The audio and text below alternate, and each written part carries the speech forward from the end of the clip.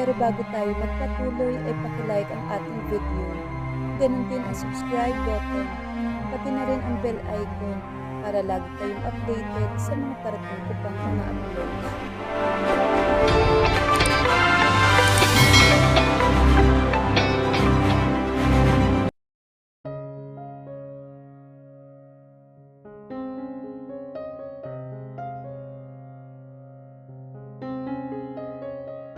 Venus POV. Tinanaw ko ang pinto kung saan siya lumabas. Matapos niyang sabihin sa akin na magpapakasal na kami pagkatapos ng isang linggo. Hindi ako makapaniwala na yun ang maririnig ko mula sa kanya. Dahil iba ang inaasahan ko sa nangyari. Akala ko babalikan na niya si Shalom. Pero bakit sasabihin niya sa akin na magpapakasal na kami? Ganun ba talaga kalaki ang galit niya sa akin kaya niya ako pinahihirapan ng ganito? O baka naman hanggang ngayon naghihiganti pa rin siya kay Shalom dahil sa pag-iwan nito sa kanya. Hindi ko alam ang sagot sa tanong ko, pero isa lang ang alam ko. Kung meron mang laman ang puso niya, hindi ako yun. Iniwan niya ako sa kwarto na mag-isa. Hindi ko alam kung saan siya nagpunta. Siguro para umiwas na rin na magtalo pa kaming dalawa. Alam naman kasi niyang ayokong manatili pa rito at mas gusto kong bumalik ng bahay ampunan. Nagdesisyon ako na bukas, pupuntahan ko sila Lola para kausapin siya na masinsinan. Ayoko maging proyekto ni Jared para saktan ng babaeng mahal niya. Hindi ako makakapayag na gamitin niya ako. Hindi kailanman. Hindi pwede. Sa sobrang pagod, ginupo na rin ako ng antok. Kinabukasan nagising na lamang ako na may naramdaman akong umupo sa tabi ko. Nabungaran ko kaagad ang nakangiting si Jared. Good morning, baby. Pinagdala kita ng almusal pati na rin ang gamot mo. Kumusta na ang pakaramdam mo? Nakangiting tanong niya sa akin. Ayan na naman. Pa-baby-baby pa. Bakit na nanghihina ako sa tuwing ganito siya umasta? Dahan-dahan akong umupo at lumayo sa kanya. Siniksik ko ang sarili ko sa headboard ng kama.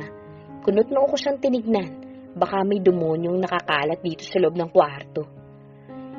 Hindi ako naniniwala sa masamang espiritu. Pero dahil sa narinig ko mula sa'yo, ngayon palang naniniwala na ako. Masama ang tingin pinukol ko sa kanya. Narinig ko pa ang paghagikik niya, na ngayon ko lang naman nakita. Ganun ba talaga ako kalupit sa'yo para sabihan mo ko ng ganyan? Simula ngayon, mag-umpisa na tayong muli. Kalimutan na natin na masama nangyari, baby. Nakangiting wika niya sa akin. Pakiramdam ko na tayuan ang lahat ng balahibo ko pati sa batok.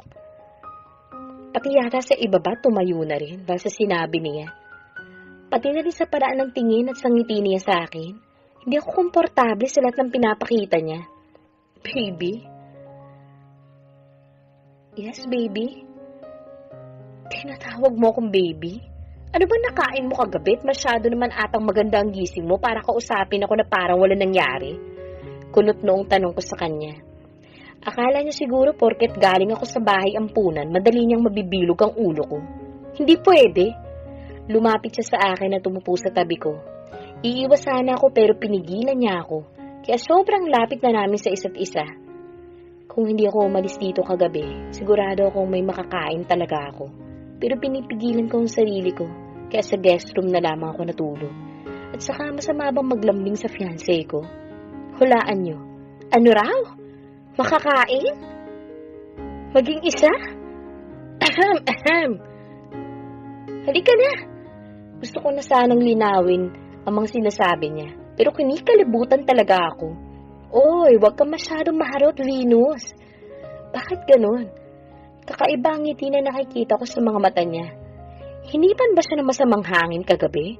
O talagang magaling lang siyang magpanggap para makuha ang loob ko at mapagbago ang isip ko? Hindi! Hindi, Venus. Gumising ka. Imposibleng wala siyang pakay sa'yo. May binabalak yan. Kay Shalom ka maglambing, Jared, wag sa akin. Tigilan mo ginagawa mong to. Dahil hindi ako komportable. Isipin ko pa nga lang kung paano kayo naghalikan kagabi at ang paghatid mo sa kanya pa uwi, naninindig ng mga balahibo ko, tapos tatawagin mo kong baby? At talagang ginawa mo pa akong tiyanak, ha? Magpatingin ka na, baka may sakit ka na sa pag-iisip. Seryosong saad ko sa kanya. Binawi ko ang kamay ko at tumayo na ako sa kama. Pero hindi pa ako nakakalayo nang bigla na naman niya akong haltakin. Ano na naman ba to? Agad naman ako napaupo sa kandungan niya. Inikot niya ang kanyang matipunong braso sa bewang ko. Nagulat ako nang maramdaman ng matigas na bagay na nauupuan ko. Feeling blessed na naman ba ako nito? Charot! Hoy, hayop ka, Venus. Ang rufok-rufok mo talaga. Narinig ko din ang impit na ungol niya at pagsingot niya sa akin. You just woke up the monster in me. Paos na bulong niya sa pagitan ng leeg ko.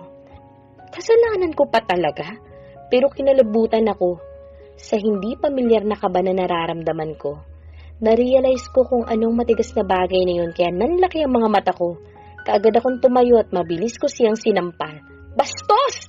Sigaw ko. Ngunit paano na to? Yan! Tumawa lang siya sa akin na parang nakakaloko habang hawak niya pa rin ang pisngi niya. Namula yon pero hindi man lang niya ininda. Sigurado akong malakas yung sampal ko. Pakiramdam ko, nagkukulay kamatis ng mukha ko dahil sa ramdam ko pa rin sa pang-upo kong katigasan niya. Manipis at mahabang pantulog lang kasi ang suot ko pero may suot pa rin naman akong bra at cycling. Kaya ramdam na ramdam ko ang bagay na yun. Nakita ko na yun at hindi ako makapaniwalang malaki talaga. First time ko makakita ng ganun kaya nakakatakot. Isipin ko palang nakakatakot talaga. Hay, di pa naman ako inisente, di ba? Virgin ako inside and out. Bastos, wala pa akong ginagawa, baby. Natatakot ka na? Don't worry. Sa oras na mangyari ulit yun sa atin, I'll be gentle, promise. Natatawang wika niya sa akin. Lalo namang ikinainit ng mukha ko. Inhale, exhale. Inhale, exhale, Venus. Putik. Palagay ko, hinuhubara na niya ako ng tingin at nakakapaso yun. Pwede na bang mag-assume? Kasi parang tumatagos na sa suot kong pantulog ang mga tingin niya. Nagsalubong ang kilay ko sa sinabi niya. Wisit ka! Bastos ka talaga! Kung inaakala mong kalat ka rin akong babae at mabilis na bibigay sa'yo, manigas ka! Singhal ko sa kanya. Mabait akong tao pero sa mabait lang din sa akin. Hindi ako nagpapabilog sa mga kagaya niya. Alam ko kung sino talaga ang mahal niya. Hindi yun ang iniisip ko, baby. Na-proof ko na din na virgin ka pa, kaya I will claim every inch of you. Nakangisi niyang wika. Hindi ko kinakayang kabastusan ng bibig niya. Susugurin ko na sana siya ng halik. Na mag-asawang sampal. At high kick na. Kaso, bigla naman bumukas ang pinto. Bumungad sa amin na nakangitik mukha ni Lola. Ang aga niyo naman magharutan, mga apo. Mamaya na yan, maghanda na kayo at darating ng wedding coordinator na mag-aayos ng kasal niyo next month. Wika ni Lola na lalong kinagulat ko. Lola, pwede po ba tayo mag-usap? Nagmamakaawang tanong ko sa kanya. Hindi pwede to. Hindi ako maaaring matali sa isang relasyon na gaya nito. Every girl was dreaming to wear a beautiful white gown and marry the man they love for the rest of their life. Pero iba to. Iba kami. God, baka ito na sisira sa katinuan ko. Inunahan akong makalapit ni Jared sa lola niya. Ano ba? Kaya napatigil ako sa paghakbang. Grandma, ayoko po ng engranding wedding. Masyadong matagal ang preparation nun. At sigurado kong ayaw din yun ni baby. I want to marry her next week as soon as possible. Nakangiting wika niya na nagpatakas ng kaluluwa sa katawan ko. Mapanakit ka ha? Hulaan mo. Paano ko aatras kung pinagtutulungan na nila akong dalawa? Kailangan ko na ba talagang tanggapin na ito na ang kapalaran ko, ang maging asawa niya sa papel? Kasi hindi niya naman ako tunay na mahal. At kahit kailan hindi ko maaangkin ang puso niya.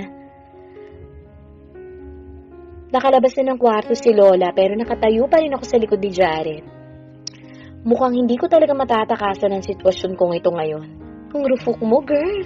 Huwag ka na kasing pa-choosy. Face him and ask him kung mahal ka niya. Mabuti pa kumain ka muna. Pagkatapos maligo na rin. Pagdating ng coordinator mamaya, mapapag-usapan na natin ang kasal natin next week. Nakangiting wika ni Jared. Papalabas na siya ng kwarto pero pinigilan ko ang braso niya. Kaya lumingon siya sa akin. Pinagmasdan ko ang abuhin niyang mga mata. Wala naman sa mukha nito, nagbibiro lang ito. Hindi ko na nakikita ang galit niya sa akin. Wala nang dumating ako sa mansyon nila. Bakit? Anong napabago sa kanya? Totoo ba talagang gusto niya maikasal kami? Paano si Shalom? Bakit? May kailangan ka ba sa akin, baby? Ano ba mga kailangan mo? Tanong niya sa akin. Kapal naman talaga ng festlock nito. Palibhasa, gwapo. At talagang humarap pa siya para makita ko ang mukha niya. Yumuko ako sa kanya upang hindi niya makita ang nagbabadyang luha ko sa mga mata.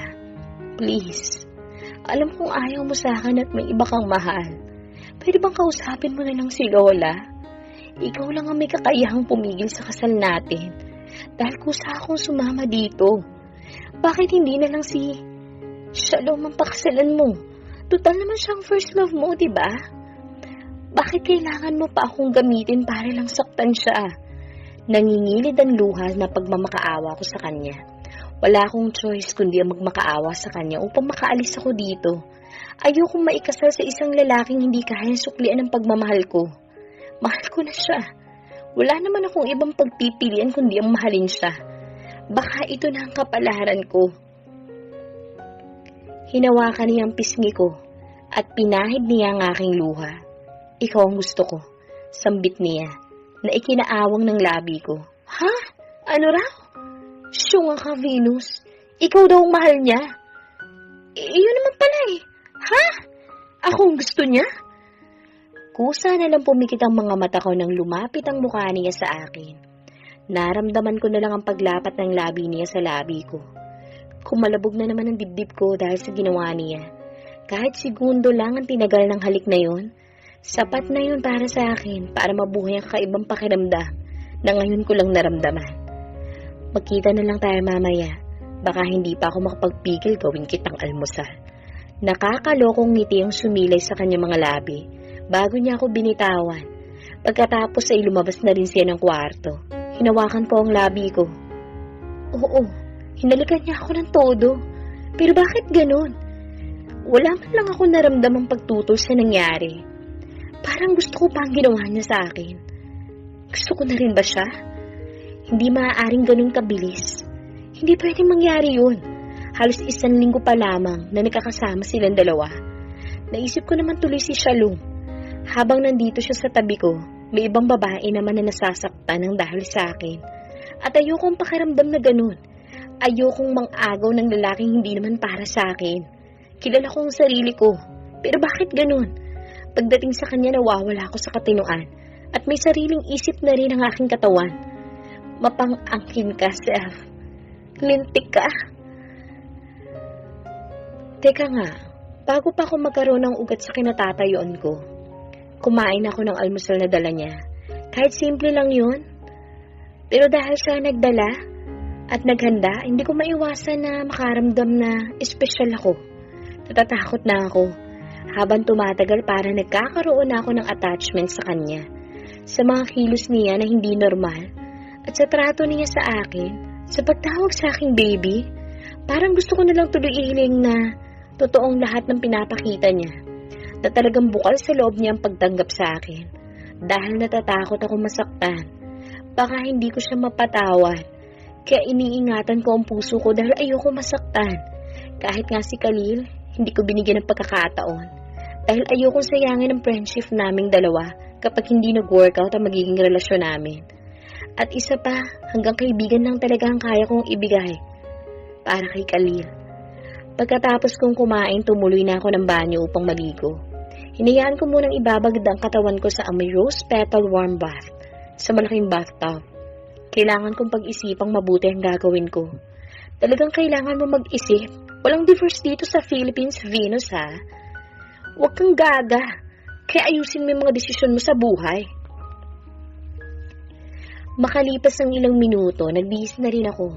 Simpleng dress na kulay itim lang ang sinuot ko. Lagpas tuhod ito.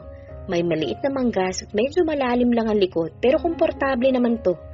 Nagsuot ako ng flat slippers na kulay pink, na may balahibo pa nga kaya super cute gawing pambahay. Inilugay ko lang mahabang buhok ko, at naglagay lang ako ng simpleng pulbos at manipis na lip gloss, para hindi naman putla at magkaroon ng moist ang labi ko.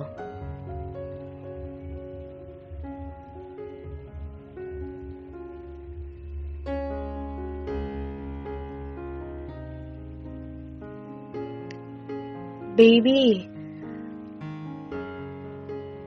bulalas ni Jared. At hindi na ituloy sasabihin na magtama kaagad ang aming mga mata. Ayan na naman siya. Kaagad siyang lumapit sa akin at hinapit ang baywang ko. Parang kidlat na natandaan ko na lang na mabilis na hinalikan niya ako. Let's go? Nakangiting wika niya. Kinuha niya ang kamay ko at mahigpit niyang hinawakan. Wala pa rin ako sa sarili habang bumababa kami ng hagdan. Hindi ko alam kung ano ba ang dapat kong maramdaman. Ganito ba ang feeling ng kinikilig? Natural, Venus, hindi ka naman abno pagdating sa ganyan, no? Yung parang nanginginig ng himay-may ng katawan mo. Haler, 22 taon ka na. At habang hila-hila ka niya, ng napakagwapong nilalang na ngayon mo lang nakilala, at after 1 week, magiging asawa mo na. Jeez! Hindi ko napansin na nakangiti pala ako habang nakatingin sa kanya. Are you okay? Huwag kang kabahan. Ako ang bahala sa magiging kasal natin. Kahit simple lang yon, sisiguruduhin ko magiging unforgettable moments nating dalawa yon. Kinilig naman ako. Hindi maaari to, V. Ayokong umasa. Pilit kong sinasaway ang puso ko, pero ayaw naman ang puso kong sumunod. Puso nga ba, Seth? O utak? Pagbaba namin ay nakita kong isang magandang babae katabi ni Lola. Maupo kayo mga apo. Siya si Mrs. Horado, ang wedding coordinator ninyo. Mga malalaking clients and wedding ang inaayos niya. Kaya sigurado ako na kahit simple lang ang magiging kasal nyo, magiging maganda naman yun. Nakangiting wika ni Lola. Pinisil ni Jared ang kamay ko na hanggang ngayon hawak pa rin niya. Sana wag niyang bitawan pa, kahit parang kamay na bangkay. Sa sobrang lamig. Don't worry, Mr. and Miss Velmon. Ako na po ang bahala sa preparation ng lahat ng kailangan ninyo. Ang kailangan nyo lang pong gawin, pumunta sa mga appointments na ipapadala ko through email. Bukas din po pwede na kayong pumili ng wedding gowns and suits para sa isusuot nyo sa kasal. Paliwanag niya. Agad naman ako nilingon ni Jared. Ano bang gusto mo, baby? Pwede kang mag-request o mag-suggest ng kahit na ano kay Miss Horado. Wika niya na ikinagulat ko. Kunin natin? Oo, kunin natin, baby. Nakita ko ang genuine ang ngiti ni Lola. Sobrang saya siguro dahil nakikita niya magkasundo na kaming dalawa. Baka iniisip niya may nangyari na sa amin. Ay, na-imagine ko kaagad ang malalaki niyang arms na hinahawakan ko. Shit, Venus. Back to reality na nga. Baby, napapitlag na naman ako ng himasin ni Jared ang aking kamay. Ikaw nang bahala, Jared. Saka may tiwala naman ako kay Miss Horado. Nakangiting sagot ko habang nakatingin sa wedding coordinator. Wala pa siguro siyang asawa. Mas makinis at maganda pa ata siya kaysa sa akin eh. Ang haba pa ng legs niya. Bagay na bagay ang corporate attire niya sa itsura niya. Pati posture niya, napaka-elegante din. Di na ako magtataka na professional siyang talaga. Okay, wala na tayong problema. Ikaw nang bahala, Miss Horado. Bibigay ko na lamang ang business email ko sa'yo. Wika ni Jared. Tumayo na rin siya at nagpaalam. Hinatid na namin siya sa labas. Nagpaalam na rin si Lola na aakyat muna sa kwarto. Paglabas ng bahay ni Miss Horado, saka ako humarap kay Jared. Teka nga, bakit pa gusto mong mabilis ang kasal? 1 week ka agad? Imposible naman na atat kang makasal sa akin, Jared. Kunot noong tanong ko sa kanya. Trust me, wika niyang nakangiti. At napakunot talaga ang noo ko. Kakausapin ko pa sana siya ulit pero may kumatok sa pintuan at bumungad sa amin ang mukha ng security guard. Senyorita, may bisita po kayo. Po? Sino po? Nagtatakang tanong ko sa kanya. Wala naman kasi akong inaasahang bisita. At kung sila Sister Violet at Mother Ida naman yon, siguradong tatawag muna sila sa akin. Khalil daw po ang pangalan, senyorita. Sagot niya. Nagulat ako at napatingin kay Jared. Seryoso ang kanyang mukha at ramdam kong ayaw niyang makita ko si Khalil. Nagulat ako nang makita ko si Khalil. Hindi ko akalain na pupunta talaga siya dito para puntahan ako. Bigla tuloy akong kinabahan dahil sa kanya. Ayoko magalit sa akin ng tuluyan si Jared. At pero ayoko rin namang magalit sa akin si Khalil. Pero wala naman akong magagawa dahil nandito na ako. Haba ng hair mo, Ate V. Naramdaman ko ang paghawak ng mahigpit ni Jared sa kamay ko. Hinapit niya rin ang bewang ko, kaya magkadikit ang katawan namin. Doon nakatingin si Khalil habang papalapit sa akin. "O Khalil, anong ginagawa mo dito?" Tanong ko. Naawa ko sa itsura niya. Malalim ang mga eyebag niya at magulo din ang buhok niya. Nakonsensya ko dahil sa kanya. Tinangka kong bumitaw kay Jared, ngunit mas humigpit ang hawak nito sa kamay ko. "Pwede ba tayo mag-usap?" Mahinahon na tanong niya. Iimik pa lamang ako nang biglang sumabat tong epal sa tabi ko. "No, wala kayong dapat pag-usapan pa. We will get married next week. Kaya kung ano man nasasabihin mo, sabihin mo na ngayon, tapos umalis ka na." Walang emosyon na wika ni Jared. Ayan na naman siya. Sinamaan ko siya ng tingin, pero hindi siya nagpatinag. "Jared, kakausapin ko lang siya sandali," wika ako. I said no, di ba? Mas madali niyang matatanggap kung ngayon pa lang alam na niyang wala kayong pag-asa. Ayokong makagulo pa siya sa atin. At sa isip mo, paliwanag niya. "V, please, mag-usap tayo. Pagkatapos nito, tatahimik na ako." Sambit niya. Naawa ako dahil sa nagmamakaawa siyang kausapin ko siya. Samantalang ako ang gumawa ng kasalanan sa kanya. Bakit siya nagkakaganito? "Jared, please, kahit sandali lang. Gusto ko lang magpaalam sa best friend ko. Please, pagkatapos papasok na ako sa loob. Sige na, pumayag ka na." Kunot noo siyang tumingin sa akin. "Best friend? Hindi yun na nakikita ko. Pero dahil nakikiusap ka at huling beses na siyang pupunta dito, papayag ako. Dahil sa'yo.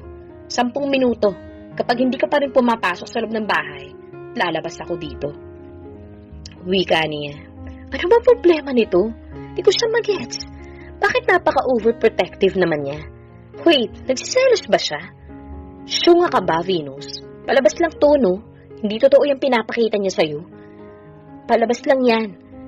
Agad ko namang naramdaman ng pagluwag ng braso niya sa bewang ko at pagbitaw niya sa kamay ko. "Salamat, Jared." Sambit ko bago kami tinalikuran. Nagtungo ako sa garden at nakasunod lang siya sa akin. "V, alam ko kinokontrol ka lang ng mga tao dito. Bumalik ka na sa ampunan. Mas masaya tayo doon. Mas nababagay ka doon. Bumalik ka na sa akin." Nangingilid ang luha niya. "I'm sorry, hindi ko naman inaasahan ang mga nangyari ka. Pero hindi na ako pwedeng umatras pa. Malaki ang utang na loob ko kay Lola. Isa pa next week na ang kasal. Hindi rin nila ako papayagan kahit bumalik ako sa ampunan." Nasasaktan ako dahil nararamdaman ko ang pangungulila niya sa akin. "Mahal mo ba siya?" Naumidan dila ko dahil sa tanong niya. Hindi ko alam kung anong sasabihin ko. Pag sinabi kong hindi, may mabigat namang pagtutol akong mararamdaman. Kala hindi na yun importante. Hindi importante? Magpapakasal ka sa lalaking hindi mo mahal, V? Khalil, hindi ka nun ang ibig kong Ako, mahal mo ba ako? Putol niya sa sasabihin ko. Oo, sumama ka sa akin kung ganun. Babayaran ko ang utang na loob mo sa pamilyang to. Basta bumalik ka ulit. Bumalik tayo sa dati. Di ba sabi mo sabay nating tutuparin ang mga pangarap nating dalawa? Alam kong mayaman ang pamilya ni Khalil, pero hindi ko akalain na gagamitin na yon para pabalikin ako. God, I'm sorry. Hindi ko napigilan ang luha ko. Labis akong naawa sa kanya, pero naipit na ako sa sitwasyon. Hindi basta-basta ang pinasok ko, kaya sigurado akong hindi rin ako basta-basta na lamang makakalabas dito. Nagulat na lamang ako nang lumuhod siya sa harapan ko, kaya kaagad ko siyang hinawakan sa kamay para itayo.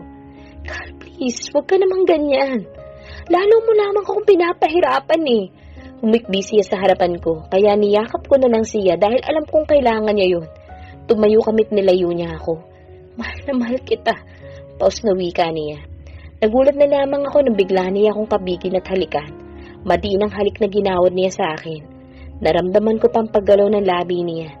Bago ko pa siya naitulak, may kamay nang humawak sa akin palayo sa kanya, kasabay ng pagbagsak niya sa lupa.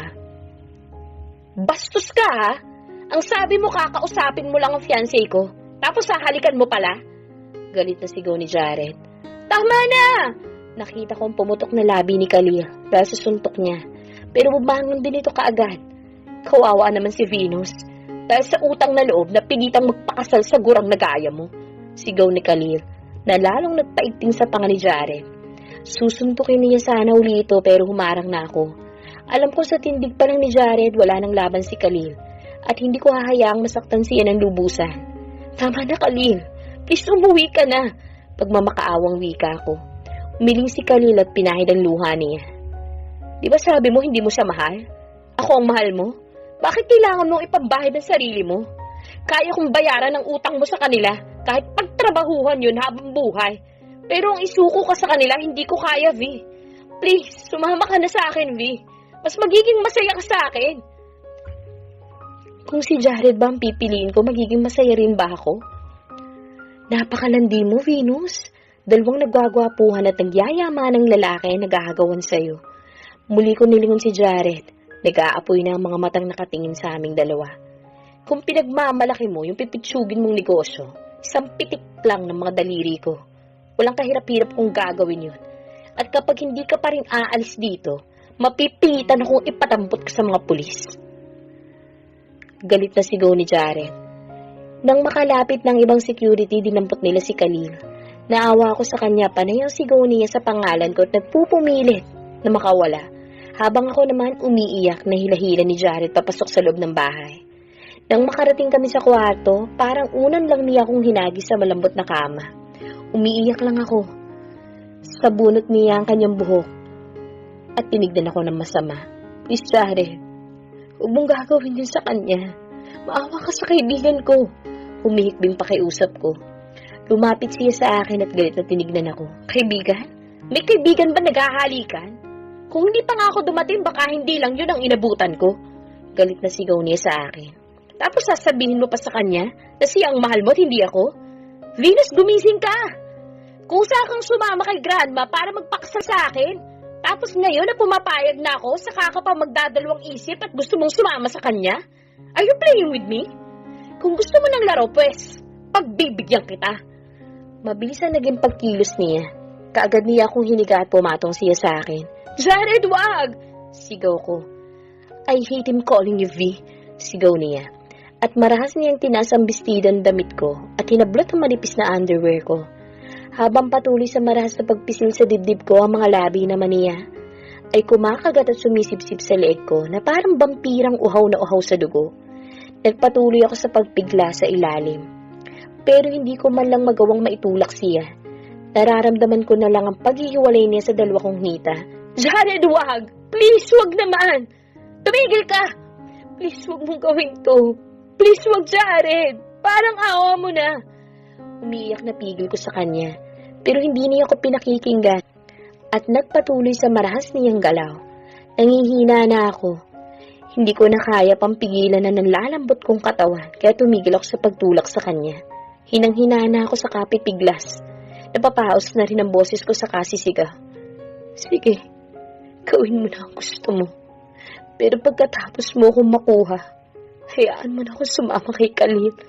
Nanginginig ang mga labi ko. Dahil sa takot at sa galit na nararamdaman ko. Saka ko palang naramdaman ang pagpigil niya. Hindi ko pipigilan ang sarili ko dahil sa banta mo, kundi dahil ayoko mas lumayo loob mo sa akin.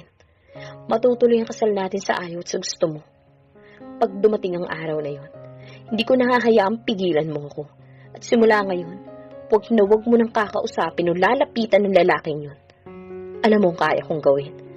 Naramdaman ko ang pag-angat ng katawan niya. Inilapit niya ang kanyang bibig sa aking tenga. Baby, pagkabikas niya ng katagang yun, tuluyan na siyang umalis ng kwarto at naiwan na naman akong umiiyak.